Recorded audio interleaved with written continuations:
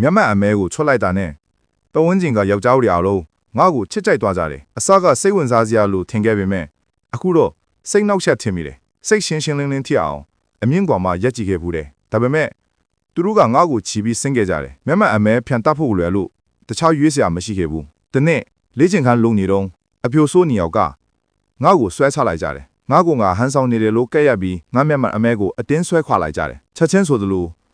ယောက်ျားနှစ်ယောက်ကငါနဲ့မျက်လုံးချင်းတွေ့ထွာကြပြီးချက်ချင်းချစ်ကြိုက်သွားကြတယ်သူတို့ကအပြိုဆိုးတွေကိုတွန်းဖယ်ပြီးငါရှေ့မှာဒူးထောက်အရှုပ်တွေထဲမှာမတော်တဆယောက်ျားသုံးအိမ်သားတဲ့ကိုဝင်မိသွားတယ်။သပင်ရှည်တဲ့ယောက်ျားတစ်ယောက်ရဲ့ရင်ခွင်တဲ့ကိုဝင်ကျသွားတယ်။ငါစွမ်းရည်ကိုအသုံးပြုပြီးသူ့ပါးစပ်ကိုလက်နဲ့ပိတ်လိုက်တယ်။ချက်ချင်းဆိုသလိုအပြိုဆိုးတွေအတင်းဝင်ရောက်လာကြတယ်။ယောက်ျားတွေရဲ့ကြည့်ရှုမှုကိုခံရပြီးလူရှာနေတယ်လို့ဆိုကတခန်းချင်းစီခြေထောက်တွေကိုစစ်ဆေးကြည့်ကြတယ်။ငါမှညမ်းလင်းတစ်ချက်ထွက်သွားပြီးသပင်ရှည်ယောက်ျားပေါ်ခုန်တက်လိုက်တယ်။ဒါကြောင့်သူ့အတန်းကြောင့်အပြိုဆိုးတွေရဲ့အာယုံစိုက်မှုကိုချက်ချင်းဆွဲဆောင်သွားတယ်။အဖမ်းခံရမှကြောက်လို့သူ့ကိုထွန်းထုတ်လိုက်တယ်။သူကအပြိုဆိုးတွေကိုအရင်မောင်းထုတ်လိုက်ရတယ်။နောက်ပိုင်းမှာငါစွမ်းရည်ကသူ့အပေါ်လုံးဝအလုံးမလုံးတာကိုတွေ့ရှိလိုက်ရတယ်။ဒီအချိန်မှာပဲသူဟာငါစွမ်းရည်ကိုဖြည့်ဖို့အဓိကတောချက်ဖြစ်နေတယ်ဆိုတာနားလည်သွားတယ်